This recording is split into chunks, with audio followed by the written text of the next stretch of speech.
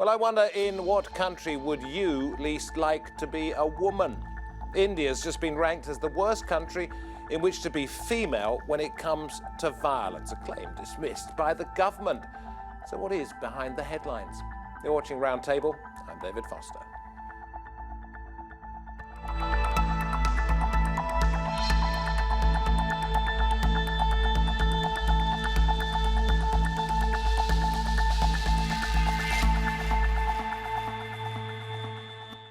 Well, now, the Indian government says the report is rubbish. Our guests today think it is flawed. But attitudes to women in rural India in particular are often appalling, from numerous rapes to access to education, domestic violence, sexual violence. Why is the abuse of women in India so hard to tackle?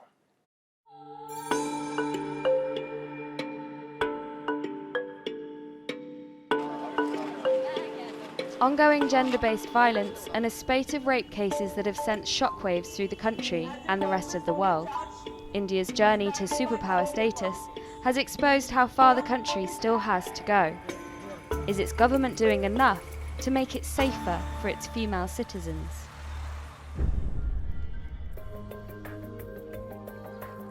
To most tourists, it's known for its ashrams, temples, pursuits for spirituality and inner peace. But a Thomson Reuters poll has ranked India the worst place to be a woman, ahead of Syria, Afghanistan and Saudi Arabia, where female drivers have only just been allowed behind the wheel. The poll consulted 548 experts on women's issues, including aid and development professionals, health workers, policymakers and journalists. The Indian government's Ministry of Women and Child Development said the poll was clearly an effort to malign the nation and draw attention away from real improvements seen in recent years. But others say it's a chance for India to reflect. Official crime figures for 2016 show a woman was raped in India every 13 minutes, and one woman is killed every hour for not bringing enough dowry to her husband. Prime Minister Narendra Modi has publicly condemned rapists in the past. हमारा माथा शर्म से झुक जाता है. Protests, following a brutal gang rape on a bus in Delhi in 2012, helped push through tough new laws. The government has just introduced the death penalty for those who rape children under the age of 12. Supporters say it will deter perpetrators once and for all. But the government has been criticised for taking few concrete steps to reform India's patriarchal society, one that helps to normalise gender-based violence.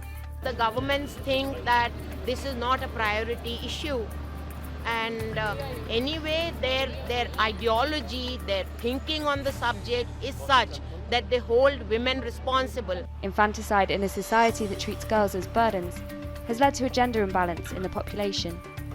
In Gujarat, Modi's home state, there are 112 boys to every 100 girls. Other barriers to justice remain. Courts are stretched thin with a backlog of cases, and delayed DNA results can mean there are months, sometimes decades, between a complaint being lodged and an arrest being made. Due process is also crippled by a deeply ingrained caste system.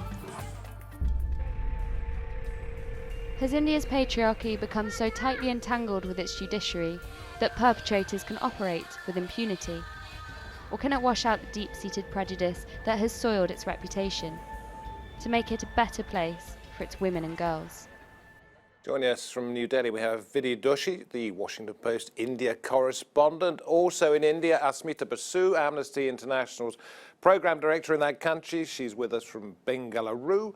In the studio, we have Prabha Kotiswaran, author of Dangerous Sex, Invisible Labour, about sex work in India, and Adrija Day is from the South Asia Institute at the School of Oriental and African Studies here in London. Before we went on air, I asked each one of our guests, without giving any details, whether they had been the victim of sexual harassment at any time in India, and each one of you said yes, but the most interesting answer came from you, perhaps, which is, well, it's to be expected.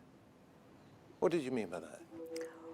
Well, I wouldn't say it's to be expected in the sense that it's obviously a good thing, but it is endemic, right? So I think some of the other respondents would have said, well, what do you mean by sexual violence? Because we've all been subjected. It wasn't so much the violence, it was harassment as well. Yes. That is endemic in all public places, whether you're in schools, whether you're in, whether you're in public transport, depending on what your caste and class position is, the extent of the harassment varies, but it is quite extensive. Vidhi, I saw you moving. I don't know whether you wanted to join in at that particular point, but what's your view about the fact that it is endemic, perhaps, in India? Yeah, I mean, I think that's correct. I think I don't know a single woman who lives here who would tell you that she's never, ever been touched inappropriately or groped or has faced some sort of, inappropriate touching because she's a woman. I don't know a single woman. And I think that's just a part of growing up and a part of daily life here. You guard what you do. You're told not to go to certain places, not to wear certain things, not to do certain things, because if you do that, you are inviting sexual assault or sexual harassment. So, and those are normal, sorry. No, I was just going to say why. Why is it considered normal? Well, this goes very deep into years and years of Indian culture. I mean, the girl is does not have the same place in society as the boy from the day she's born. And as she grows up in this country, she is never, she's never given the same freedom as her brother or her father had. She always has something holding her back. From doing normal day-to-day activities. Let me bring you in at this particular point. Okay, so women have, in the perception of the patriarchal society in India, a lower place in society as a whole. But when it comes to violence, sexual violence, particularly against women, the country was rightly appalled by this rape back in the early part of the 2010s. Yes. They said something had to change. Has anything changed? Well, we have better laws. If the laws are being implemented or not, that's a completely different debate. We have the Verma Commission report, which was set up after the Delhi rapes, which was exemplary in the recommendations that it suggested.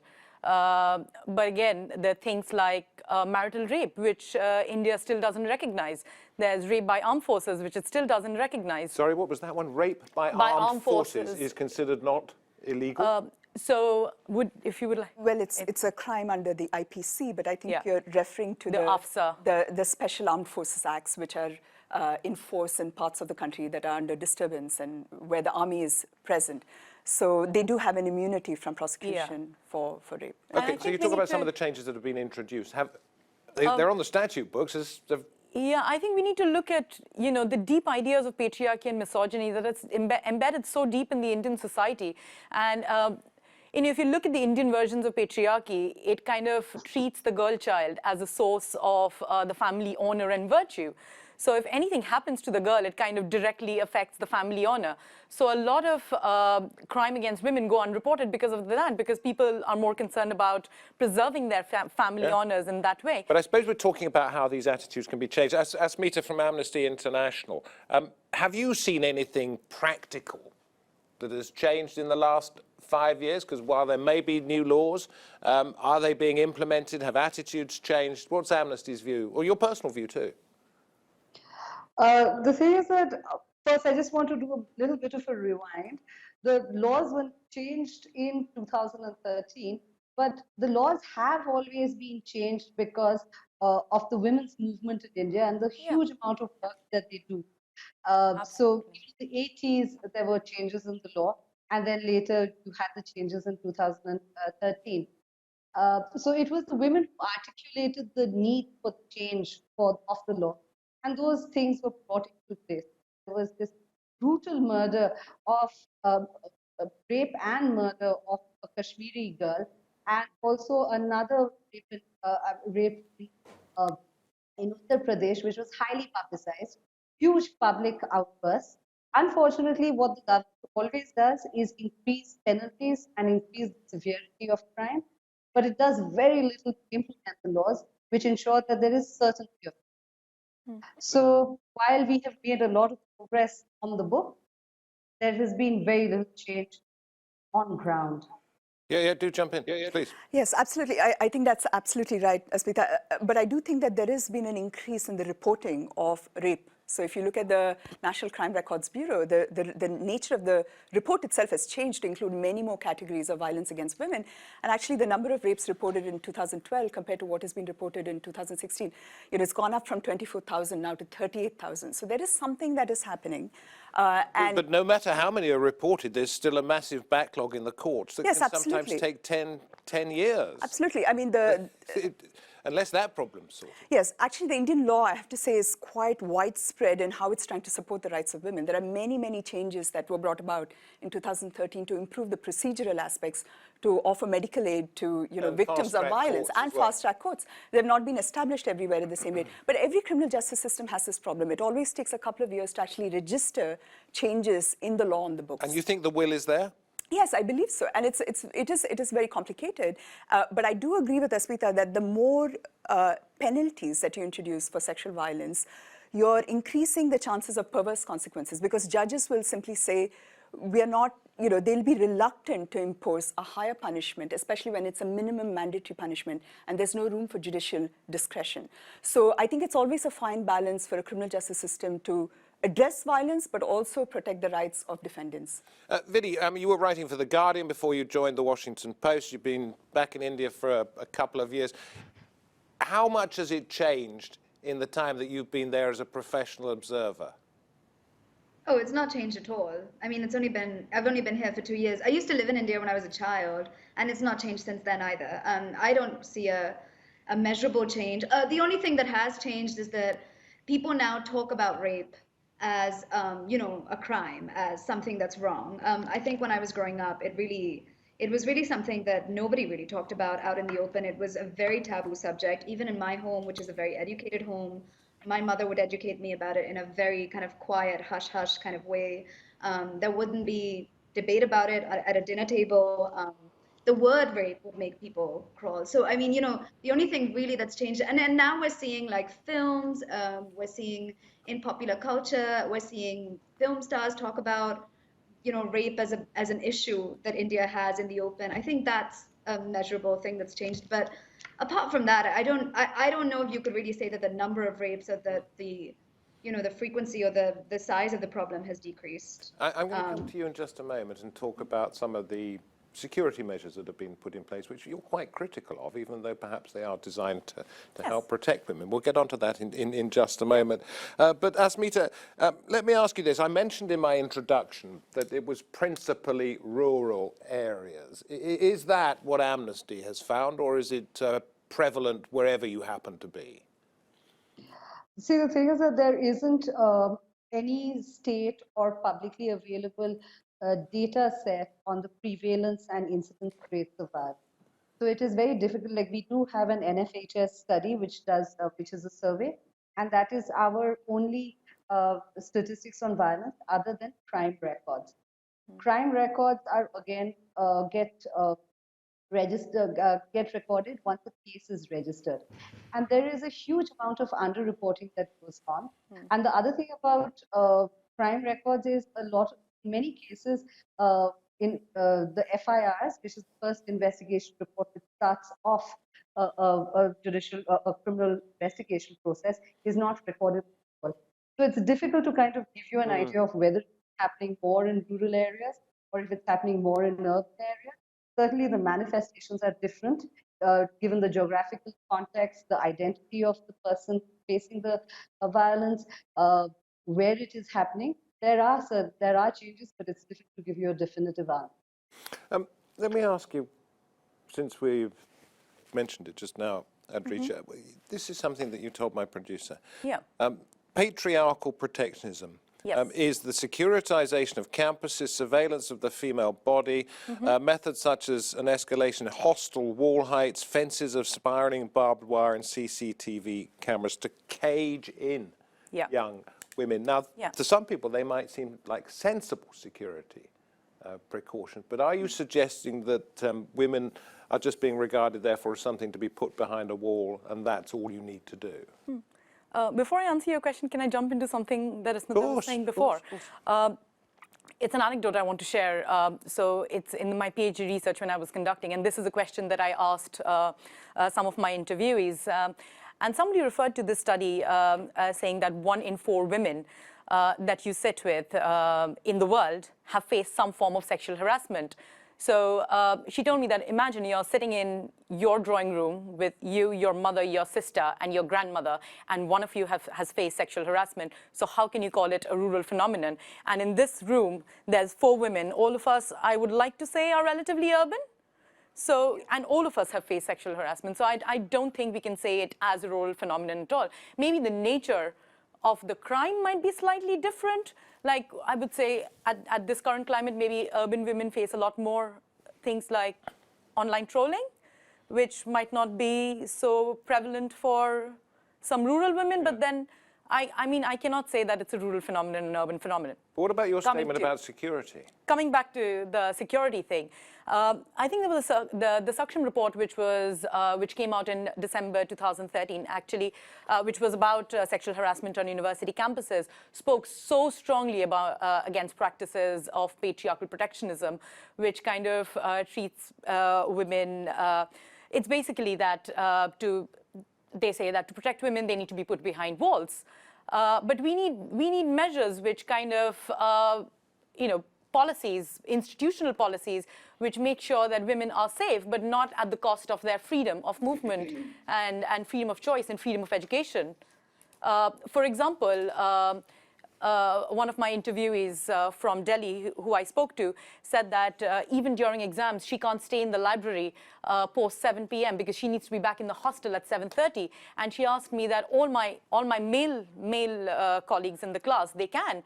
That directly affects my education. What would you say to that? Well, let's talk in a little while about how this might be possible to be changed. But Vidhi, I want to bring up something again that you told our producers, that there are 2 elements to this. You felt there was the punishment side of it, and perhaps we've addressed that to a certain extent, and then there was what they call corrective measures. In other words, telling people what to do, how to behave, and to get on with their lives. And to some extent, we've just covered the fact that women are being told that they need to protect themselves by hiding behind walls and looking after themselves, but none of this is being directed at men. And the fact that they should be told that they shouldn't be doing this.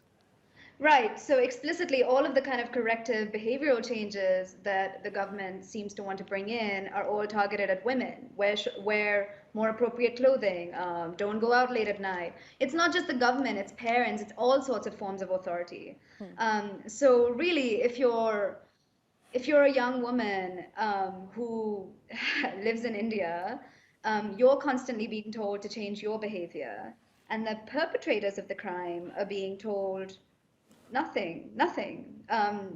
There's a deterrent apparently that now they're saying today they said that they just upheld the death sentence of the Delhi gang rape convicts. So this is supposed to be a deterrent, but there's not really a lot being done to correct their behavior. Not really at schools, not really when they're young men. I just did a big story about this in a village, and I went and talked to a whole bunch of parents in a village where three children had been raped in the space of 10 days.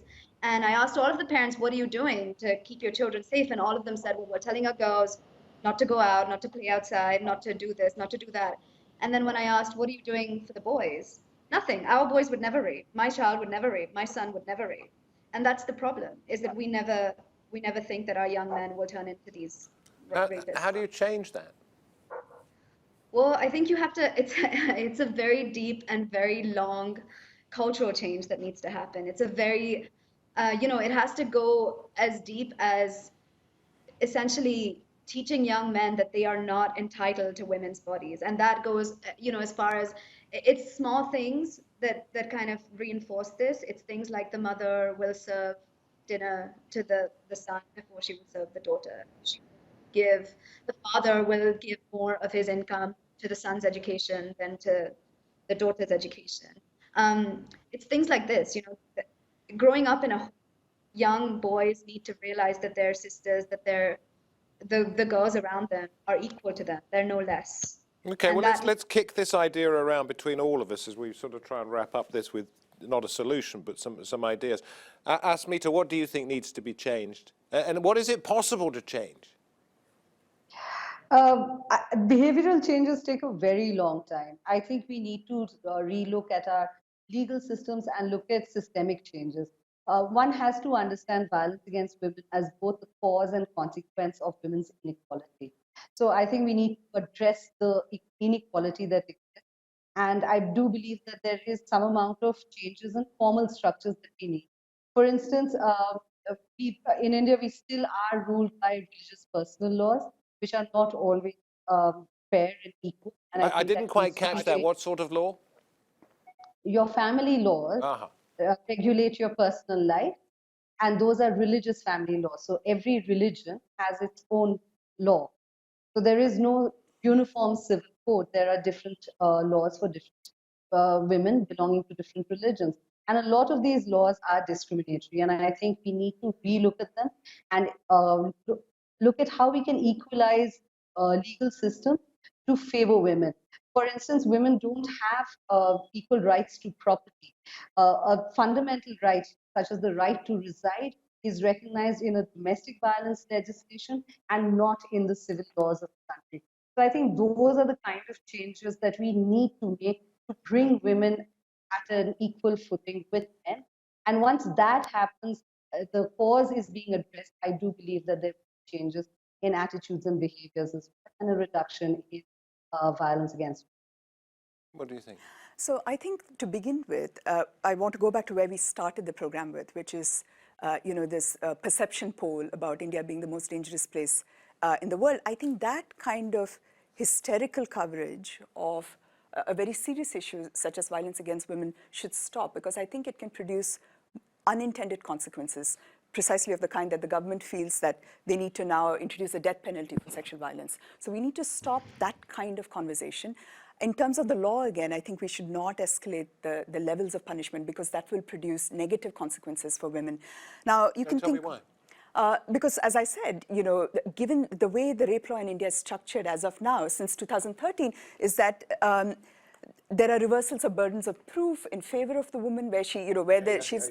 So there's a whole range. But it's the judges that needs to change in that situation, isn't it, rather than the women? Yes, absolutely. But that's what I'm saying. They do need to change. But when their hands are tied, in the sense that they cannot apply their discretion in a particular case, and it's a clear-cut case that they have to award life imprisonment or the death penalty, they will then find a legal loophole, because they actually think it may be disproportionate to the crime at hand. Now, so we have to make sure that we have a sensible sentencing policy which pegs the nature of the offense to the level of the punishment. Unless we have a sentencing policy, judges will refrain from using the most serious levels of imprisonment. So I think in terms of, so that's the legal reform. In terms of institutional reform, I think entire parts of the judiciary, the police, that work also takes a very long time. And I think finally, in terms of social perceptions, I think we have to have very open conversations about consent.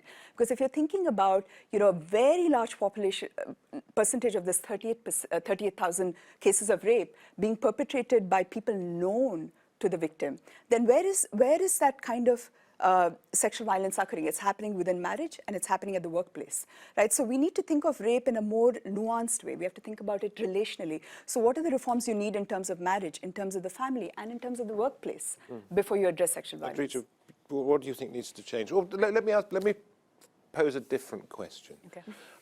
Why has India not managed to change in the way that other big democracies and fast-growing countries have been able to do? And therefore, will it be possible? I think a large portion of that is that, I completely agree with you when you said that, when you talk about the Reuters report and says it kind of sensationalizes a very important issue like rape. And now the government and the media, all they are talking about is that, can you believe it, that India is ranked lower than Saudi Arabia, Afghanistan, or Pakistan, which kind of takes away the conversation about things that really need to be addressed. Or perhaps it leads to conversations such as this. Yeah, we need a conversation around, there are still ministers of the current government who are marching in support of perpetrators. Institutions are reinforcing patriarchal protectionism instead of actually enforcing security measures that allow women the freedom to grow, to study, to educate themselves. And there is patriarchy ruling the everyday life of women. So until we kind of go down and address these root causes of the problem, nothing is going to change. Okay, well, never let it be said that my questions are more sensible than the answers, because the answer you gave then summed up, I think, pretty much the feelings of every single one of you.